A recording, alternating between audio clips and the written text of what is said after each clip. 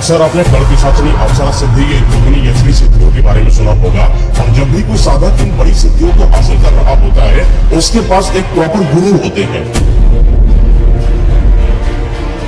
बिना गुरु मार्गदर्शन के या बिना गुरु यंत्र के अगर कोई भी साधक इन बड़ी सिद्धियों को हासिल करता है अपने फायदे के लिए, चाहे वो जो भी करना चाह रहा हो उसके लिए, अगर सही मार्गदर्शन न मिला हो या सिद्धि को बीच में छोड़ दिया गया हो, उसके साथ वो चीजें हो जाती हैं जो उसको जीवन पर्यंत याद रखती हैं।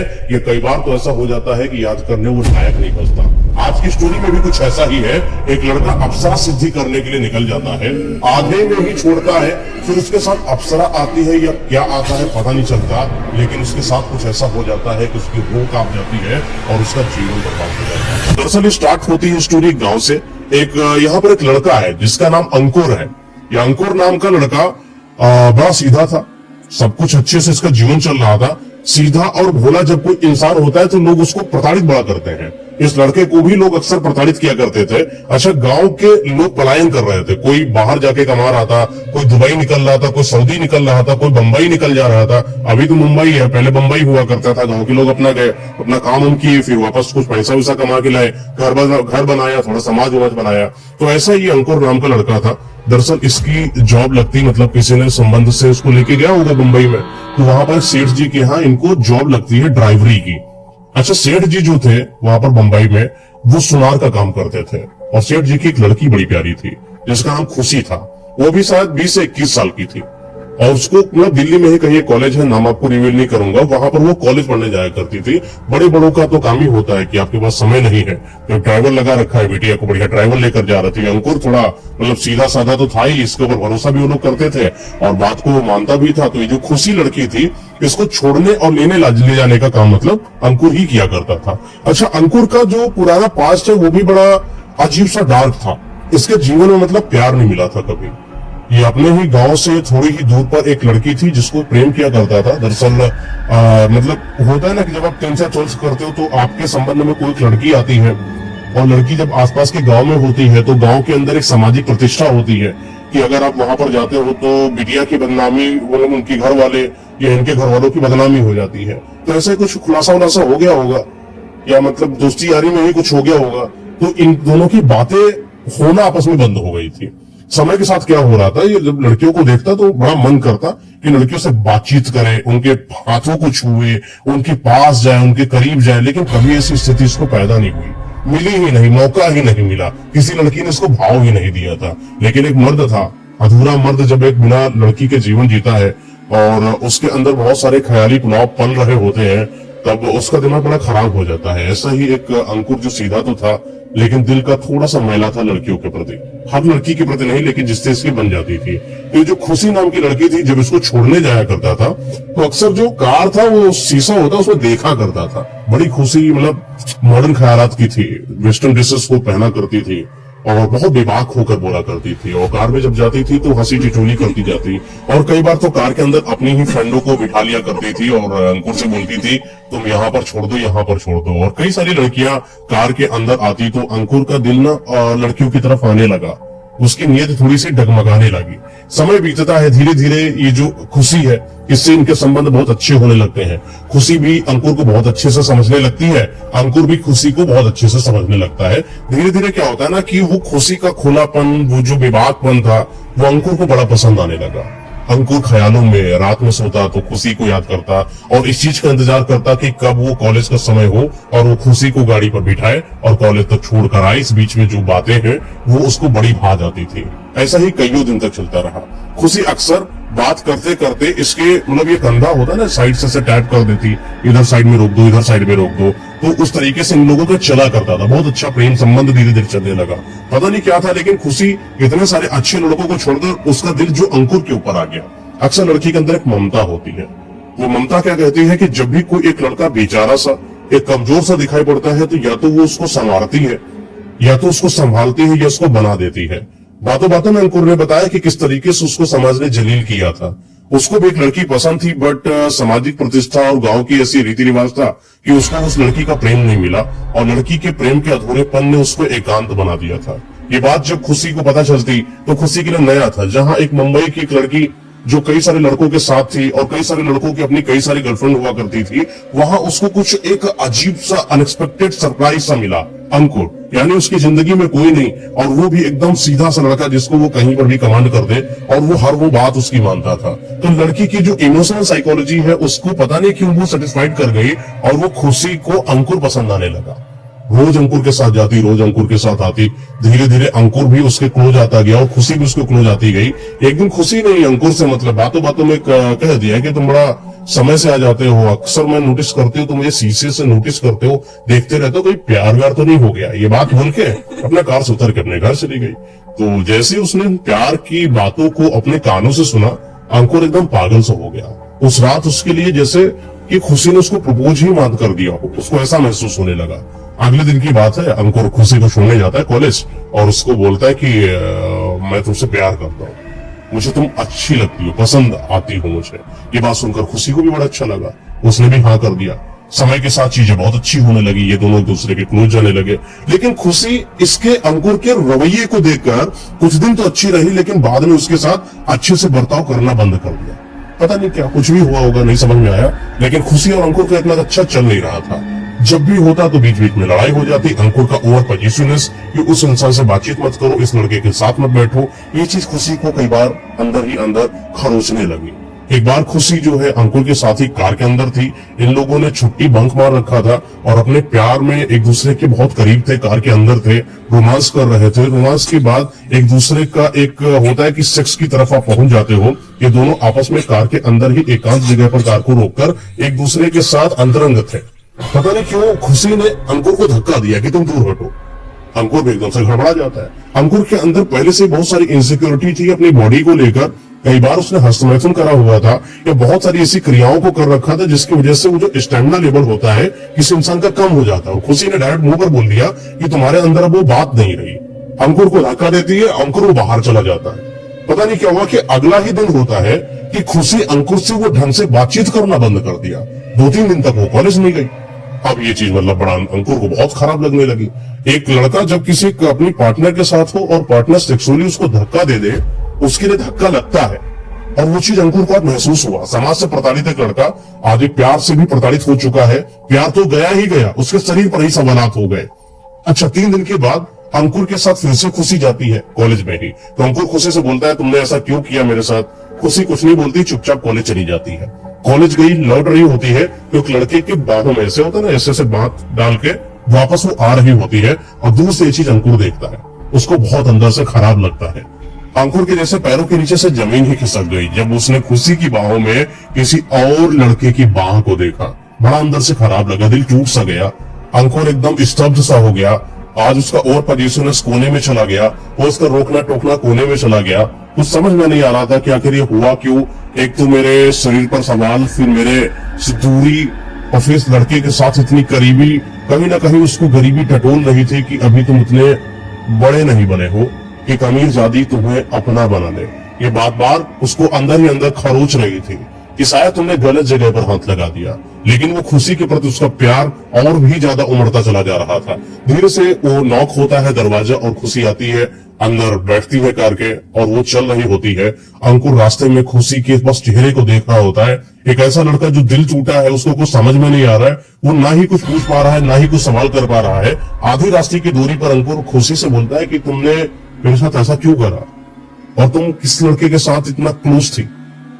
तो सीधा खुशी बोलती तुम्हें कोई मतलब नहीं होना चाहिए आज के बाद। मैं किससे मिलूंगी किससे नहीं मिलूंगी ये मेरा अधिकार है, ये मैं सोचूंगी। आज से मेरा तुम्हारा कुछ नहीं। तुम अलग जाओगे, मैं अलग जाऊंगी। अपनी औकात देखा है किसके साथ बातचीत करते हो, उसको देखा है कि उसके साथ किस गाड़ी से आता है। और तुम तो मेरे ड्राइवर हो। बस उल्टा सीधा कुछ 4-5 बातें बोल दी। अंकुर को वहीं से बात खराब लग जाती है और खुशी के ऊपर वो चिल्ला देता है। चिल्लाता तो चिल्लाता है, खुशी के ऊपर थप्पड़ मार देता है। अपनी प्रेमिका को थप्पड़ मारा उसने प्रेम की नजर से, पर खुशी ने उसको लिया ड्राइवर की हैसियत से।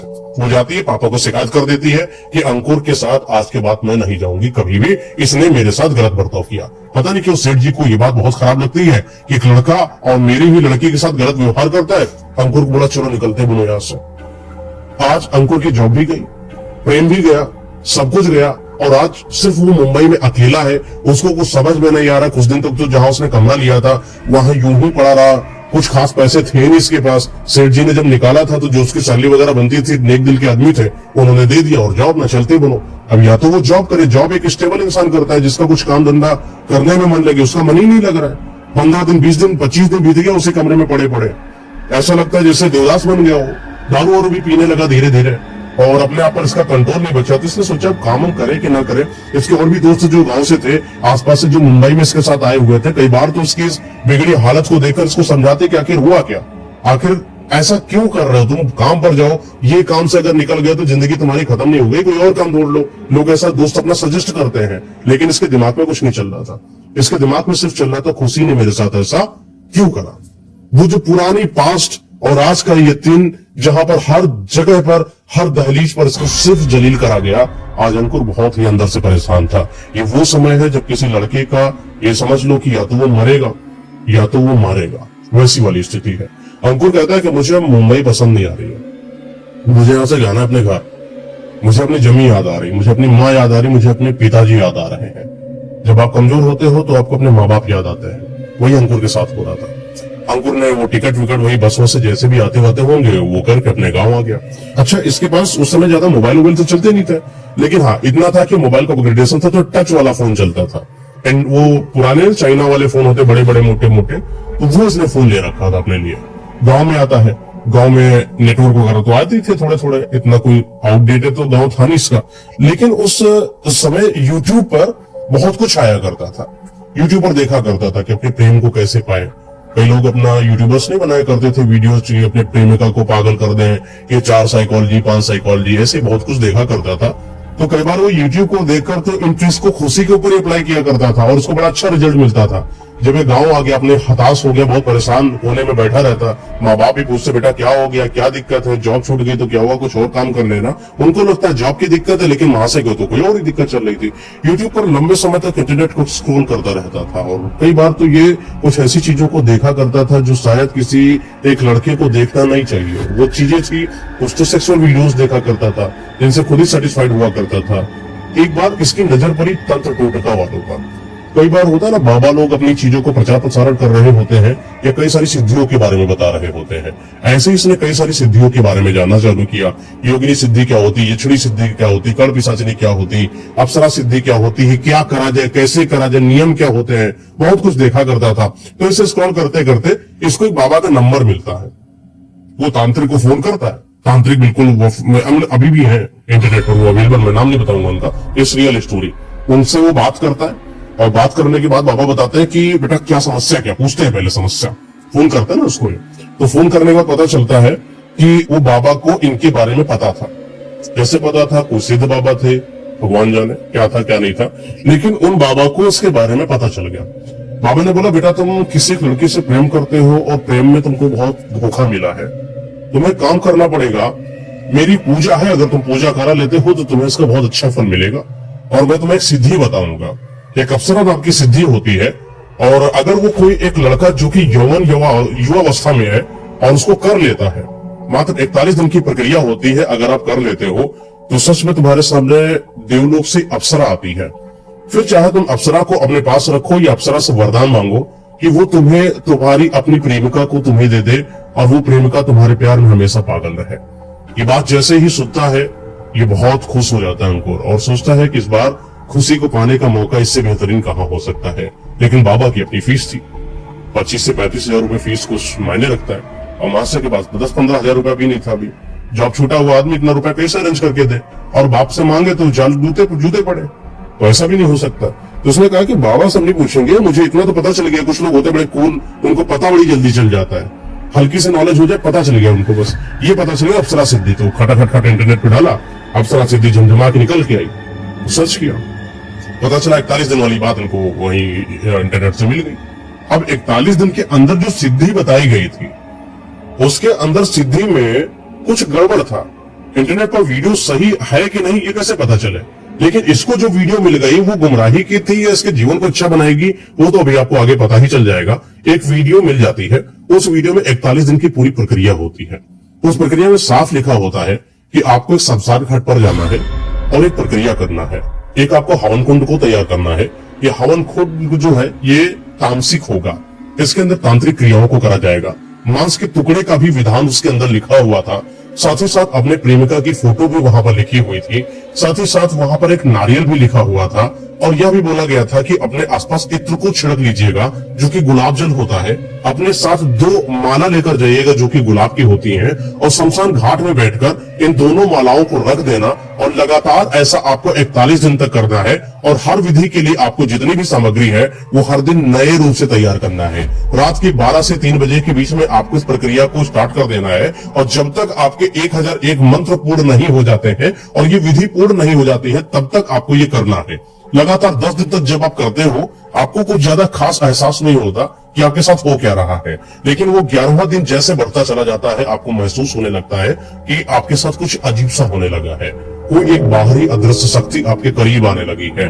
कुछ तो आपके साथ ऐसा हो रहा है जो अभी तक आपने अपने जीवन पर्यंत काल में कभी महसूस नहीं करा। इन सारी चीजों को जब वो सुनता है बड़ा ही अट्रैक्ट हो जाता है उन बातों से और उसको सीधा से सीधा उसको कुछ नहीं करना, वो सिद्धि को करना है। वहां पर जितनी भी सामग्रियां लिखी थी सारी सामग्रियों को लेकर आता है। थोड़ी ही दूर पर गांव के शमशान घाट था। तो अब अपने माँ बाप के से तो बता नहीं सकता कि ऐसा ऐसा है कैसे है। तो माँ बाप से बोलता है कि पिताजी मुझे एक जॉब मिली है जो यहीं से गांव से थोड़ी ही दूर पर है। एक मेरा संपर्की दोस्त है तो बोला है कि कुछ दिन के लिए वहां पर आ जाओ और महीना 1.5 महीना हमको वहां पर रहना पड़ेगा। अब हम बाद में आते हैं फिर कभी। तो समय में निकाल के अपने माँ बाप से पूरा वो इजाजत वगैरह लेके कपड़ा लत्ता लेके वो निकल जाता है वहां पर जहां पर शमशान घाट है। शमशान घाट के थोड़ी ही दूर पर इसके दोस्त में असल में घर था और उस घर में वो अपना निवास स्थान बनाता है और उस निवास स्थान से 12 से 3 बजे के बीच में मतलब रात में 10-11 बजे अपना निकल जाता। सारी सिद्धियों को करने के लिए जो सामग्री लगती है वो सारी सामग्री लेकर पहले दिन ये शमशान घाट के अंदर पहुंच जाता है। अच्छा, पहली रात जब एक लड़का शमशान घाट के अंदर प्रवेश करता है उसको बड़ा अजीब महसूस होता है। वो शमशान घाट के अंदर जल रही अधूरी वो चिताएं, वो तड़कती हुई आग इसको अंदर ही अंदर थोड़ा थोड़ा भयभीत कर रही थी। हालांकि अब इसके शरीर पर और इसके मानसिक पर हमेशा बस वही खुशी का जो प्रेम था वो उमड़ रहा था और प्रेम के आगे ये डर हमेशा फीका पड़ जाता है और वैसा ही हो रहा था इसके साथ। ये बढ़ता बढ़ता आगे चला जाता है कि एक सुरक्षित जगह का चुनाव करता है, उस जगह की सफाई करता है, पत्ते उत्ते हटाता है, वहां पर थोड़ी सी घास वोस लगी थी उनको भी खुदाई उदाई करके साफ कर लेता है और अपने लिए बैठने भर का एक आसन तैयार करता है। सामग्री में लिखा हुआ एक आसन काले कपड़े का था, काले कपड़े का आसन बिछाता है और उसी पर बैठ जाता है। सामने अपनी प्रेमिका यानी जो खुशी थी उसकी फोटो को भी रख देता है। साथ ही साथ कई सारी प्रक्रियाओं के दौरान वहां पर नारियल लगता है, छोटा मोटा एक हवन कुंड तैयार करता है और हवन कुंड में डाली गई तामसिक शक्तियों वाली जो सामग्रियां हैं उनको भी डालना ये चालू करता है। मांस के टुकड़े भी आसपास रखता है। साथ ही साथ गुलाब, इत्र जल वगैरह सब इसके पास था। पहले तो इत्र जल को छिड़कता है पहले, फिर अपने ऊपर एक माला पहनता है और एक माला जो कि प्रेमिका थी उसके आसपास रख देता है। दरअसल जो अप्सरा आएगी ये प्रेमिका के रूप में आएगी या पत्नी के रूप में आएगी या बहन के रूप में आएगी या माँ के रूप में आएगी, ये तो तब मांगना पड़ेगा जब वो असल में आ जाएगी। तब तक आपको इस प्रक्रिया को करना है। लगातार 1 दिन बीत जाता है, 2 दिन बीत जाता है, 3 दिन बीत जाता है बिना किसी गुरु मार्गदर्शन की, बिना गुरु यंत्र के। ये बात याद रखिएगा। 10 दिन बीत गया, इसके साथ कुछ महसूस नहीं हुआ। 11वां दिन होता है और 11वें दिन के बाद वो जो इत्र होता है ना, जब इत्र की खुशबू आसपास होती, कहा जाता है कि देवांगनाएं तो होती ही हैं, अप्सराएं तो होती ही हैं, भगवान तो होते ही हैं। कई बार ऐसी कुछ शक्तियां जो बुरी होती हैं जो आसपास होती हैं वो उन इत्र की खुशबू को सूंघकर उसके करीब आ जाती हैं। और शमशान घाट है, शमशान घाट में वैसे ही आत्माओं का झुंड होता है और उन आत्माओं के झुंड में आप इत्र को छिड़क कर उसके पास अग्नि को जलाकर आप कुछ ऐसे तामसिक यंत्रों का कहीं ना कहीं आह्वान कर रहे हो तो आपके साथ बहुत कुछ होता है। कई आत्माएं आसपास आती है। इसको 11वें दिन पर कुछ महसूस होने लगा। आसपास धुआं छाने लगा, वातावरण भी अजीब होने लगा, वातावरण बड़ा गंभीर होने लगा। जो अभी तक खुशबू इसके सिर्फ यहाँ तक आसपास आ रही थी इत्र की, वो बड़ी अजीब सी होने लगी।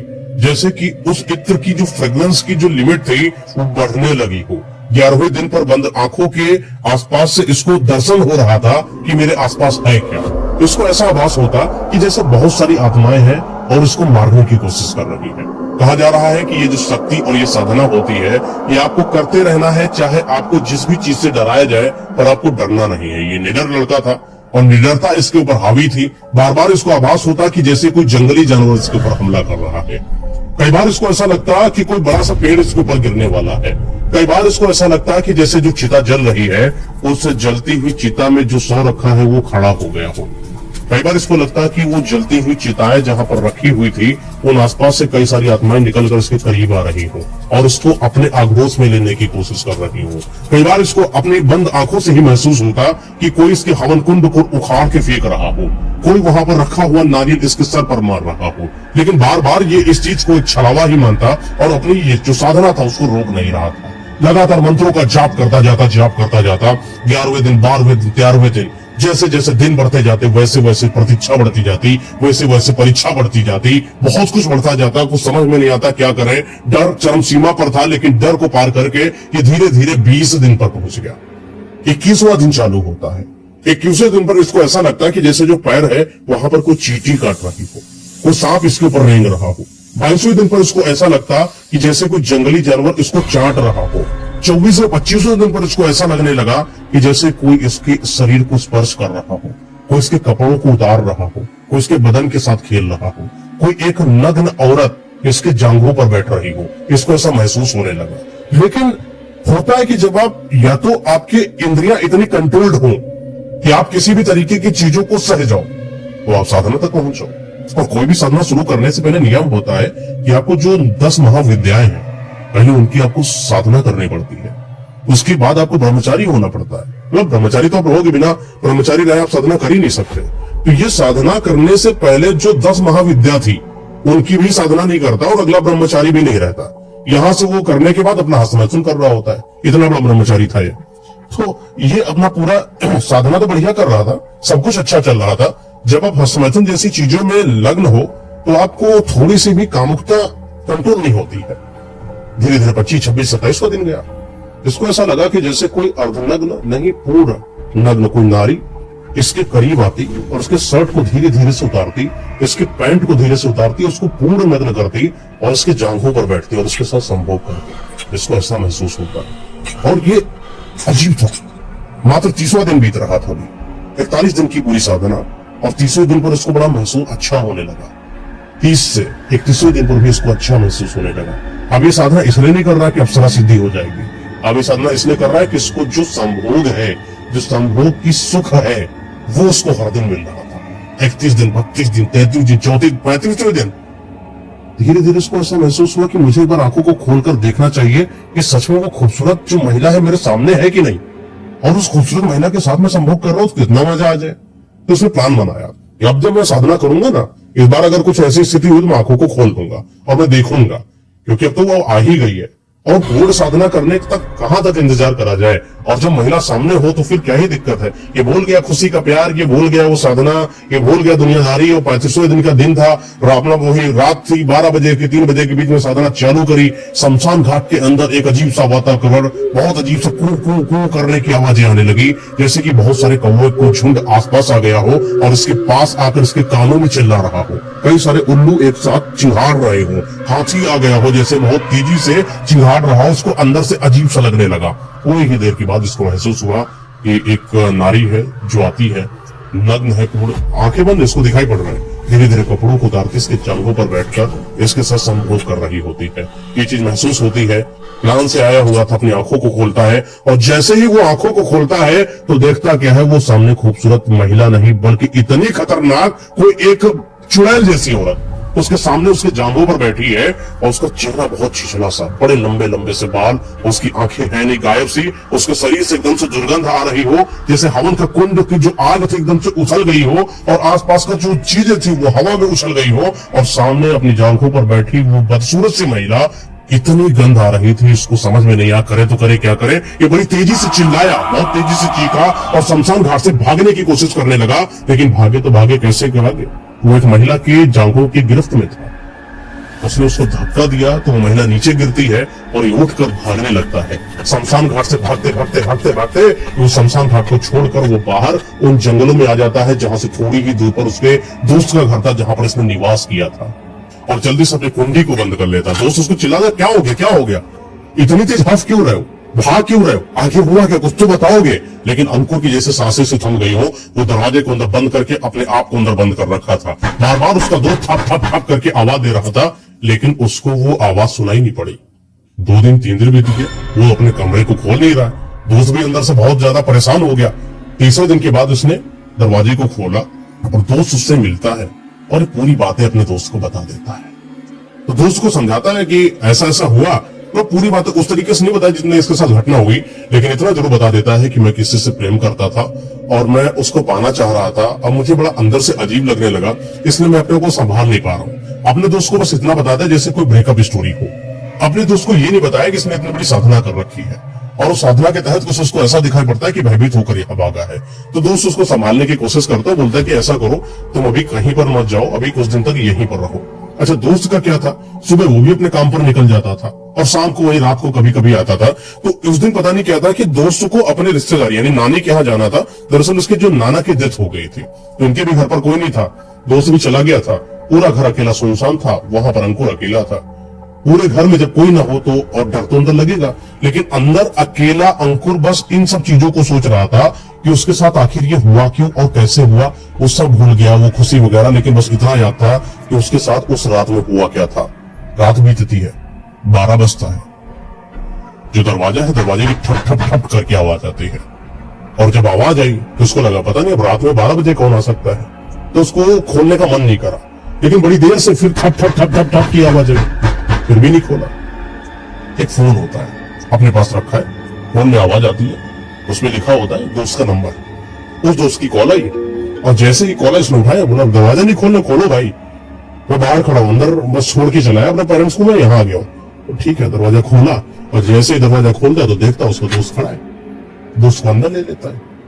पूरी रात अपने दोस्त के साथ बातें बातें करता है, फिर सब कुछ सही हो जाता है, सुबह होता है, फिर रात होती है, शाम के समय फिर उसका दोस्त निकल जाता है और बोलता है कि अब यहाँ नानी का जाना पड़ेगा, 10वां 13वां वगैरह करना पड़ेगा, तब तक 10-12 दिन में आ नहीं पाऊंगा, तुम यहीं पर आराम से रहना। ऐसा हो जाता है, फिर वो लड़का निकल जाता है। अगली रात को फिर से यही होता है, वो ठप ठप ठप ठप करके आवाज देता है, दरवाजा कोई खोलता नहीं अंकुर अंदर से, क्योंकि इसको कंफर्म नहीं है कि पता नहीं कौन है बाहर की नहीं है। फिर एक कॉल आती है, इस बार कॉल पे लिखा होता है खुशी। जो लड़की अभी 2-3 महीने से कॉल नहीं कर रही हो और अचानक से उसकी कॉल आ जाए तो किसी को भी अच्छा लग जाए। तो भी अपनी एक्स जिसको इतना प्यार करता था, तो उसकी कॉल उठाता है तो बड़ी मधुर सी वाणी आती है, बोलती है अंकुर कैसे हो।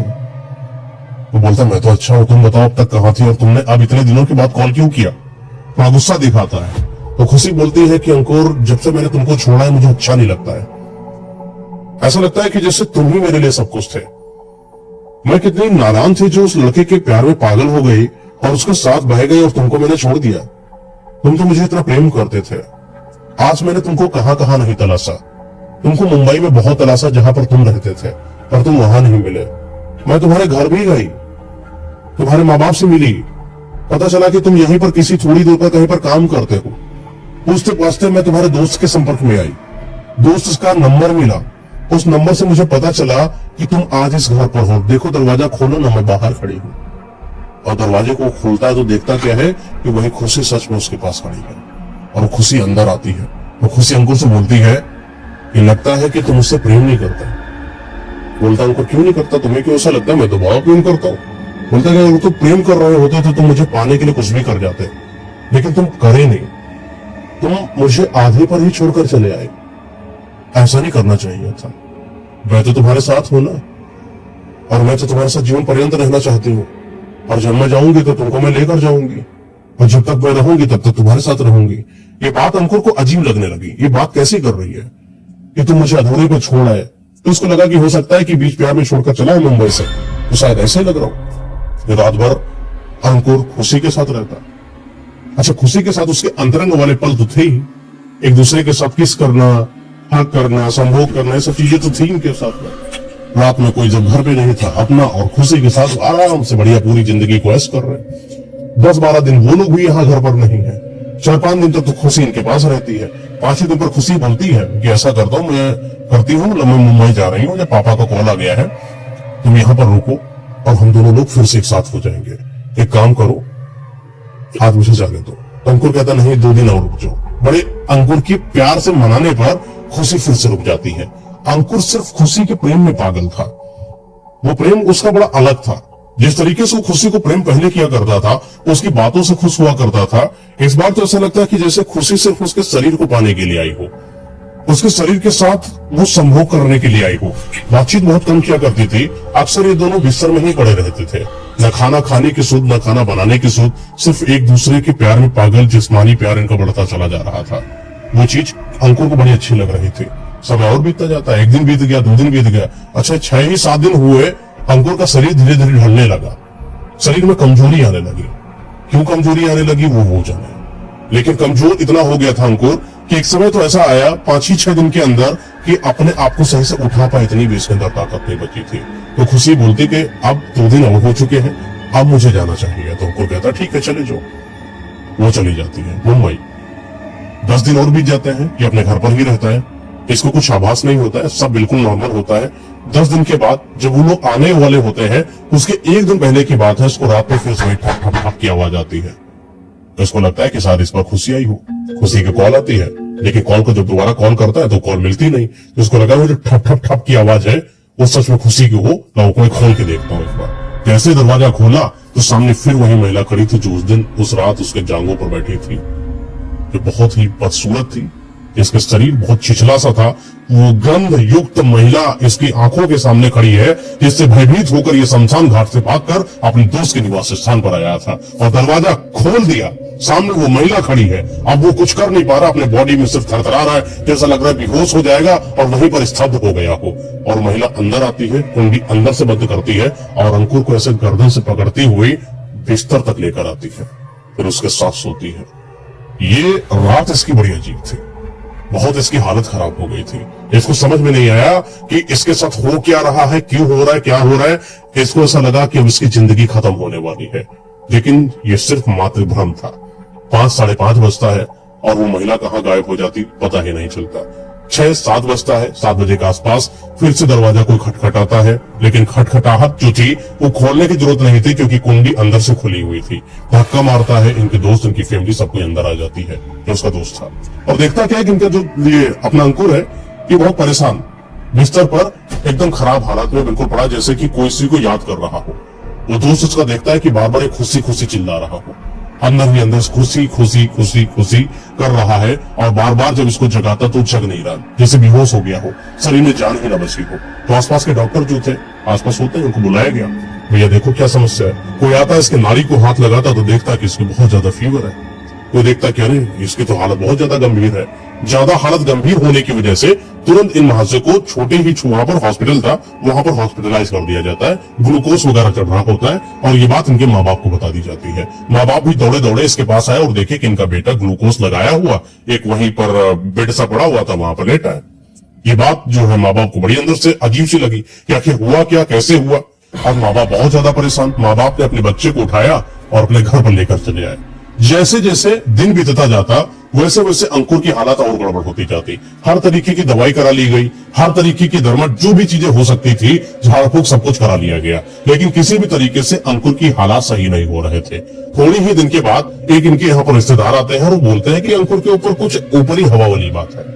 जिस तरीके से हरकतें कर रहा है, पता नहीं खुशी खुशी चिल्लाया करता है, जरूर किसी लड़की का चक्कर है या कोई और बात है। इसकी आंखें भी अंदर धंसी हुई, ये काले काले से घेरे बने हुए, झुर्रियों से जैसे लटक रही हो, हल्की हल्की सी झुर्री, जैसे 55 साल का हो गया हो वैसा इसका शरीर ढलता चला जा रहा था। जैसे जैसे दिन बीत रहे थे इसके बाल सफेद हो रहे थे। अपनी आंखों के सामने हर एक इंसान प्रतिदिन एक इंसान को 2-2 साल का बूढ़ा हुआ दिखाई पड़ रहा, ऐसा देख रहा था। बाबा को बुलाया जाता है, बाबा आए, थोड़ा झाड़ फूक करा, इसके ऊपर कुछ जल था उनके हाथ में, वो छिड़क कर जैसे ही छिड़कते हैं तो ऐसा लगता है कि जैसे उसके शरीर से धुआं निकल रहा हो। और जैसे धुआं निकला बाबा समझ गए किसके साथ क्या है। तो बाबा बोलते हैं कि क्या दिक्कत थी, बेटा कहीं गया था क्या? तो घर वाले बोले नहीं, कोई काम करने गया था मुंबई में, तो वहीं पर कुछ हो गया हो। बाबा ने बोला कि इसको एक लड़की से बड़ा प्रेम था, खुशी नाम की लड़की थी, जिसकी वजह से ये बड़ा पागल सा हो गया था। बाबा ने बताया कि तुम लोगों की आंखों में धूल झोंक कर ये एक बड़ी शक्ति की साधना कर रहा था, अप्सरा सिद्धि की। 41 दिन की साधना में ये 35 दिन की साधना करके वहां से भाग गया है, और बिना किसी गुरु यंत्र के, बिना किसी गुरु मंत्र के इसने इतनी बड़ी शक्ति को साधा है जिसको साधना मेरे ही बस की बात नहीं। मैं भी ना सोचूं कभी इतनी बड़ी शक्ति के बारे में जो तुम्हारे बेटे ने कर्म किया है। देखिए किस तरीके से बुजुर्ग होता जा रहा है। वो दिन नहीं बीतेगा जब ये खत्म हो जाएगा। मात्र 5 या 6 दिन का मेहमान है तुम्हारा बेटा। और ये बात जब घर वाले सुनते हैं तो बड़े उदास हो जाते हैं। तो बाबा से इस चीज के लिए बोलते हैं कि बाबा कुछ तो करो, कैसे भी करो, मैं घर बेच दूं, दुनियादारी सब बेच दूं, मेरे बेटे को बचा लो। फिर बाबा ने बोला मैं नहीं कर सकता, क्योंकि ये इतनी बड़ी शक्ति है, अगर मैंने इसको हाथ लगाने की कोशिश करी तो ये शक्ति मेरे ऊपर ही हावी हो जाएगी। बाबा के बहुत प्रयत्न पर भी वो शक्ति उसके ऊपर से जो अपना असर वो नहीं छोड़ रही थी। बहुत सारे लोगों ने, गांव वालों ने समझाया, बाबा कृपया करके इनका एक ही बेटा है, समझा दो, कुछ तो जो भी होता है पूजा पाठ वगैरह करके करा दो। तो बाबा बोलते हैं ठीक है, काम करो, अगली शनिवार को एक तंत्र साधना करते हैं। उस तंत्र साधना में मैं कोशिश करता हूं कि इसके ऊपर लगी हुई कोई एक भूत प्रेत साया ही है, क्योंकि अप्सरा सिद्धि में जब तक आप पूरी सिद्धि नहीं कर लेते तब तक कोई अप्सरा आकर आपको वरदान नहीं देती। तो वो अप्सरा नहीं, कुछ और है, कोई बुरी शक्ति इसके साथ लगी है, और इस बुरी शक्ति का ही हमें कहीं ना कहीं समापन करना पड़ेगा। पूरी तांत्रिक विद्याएं करी जाती हैं शनिवार वाले दिन, लेकिन शनिवार की तांत्रिक विद्याओं में कुछ ऐसा हो जाता है कि उस लड़के की जान भी चली जाती है, और यहाँ तक कि तांत्रिक ने जितनी भी सामग्रियों को रखा था वो सामग्रियां भी अस्त व्यस्त हो जाती है।